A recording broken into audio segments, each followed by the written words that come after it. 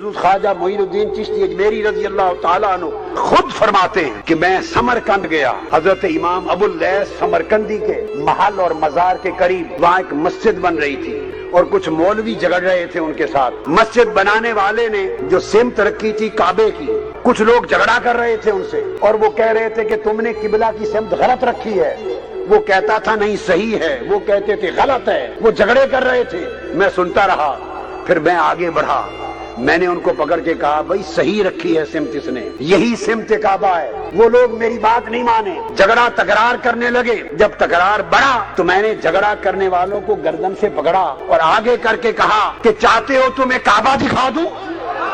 انہوں نے کہا دکھاؤ۔ میں نے انہیں کہا میری انگلیوں میں دیکھو، پکڑ کے آنکھیں کھلوائی، ہاتھ کے اندر دیکھا تو کعبہ ان کے سامنے نظر آیا، کہا یہی سمت کعبہ ہے۔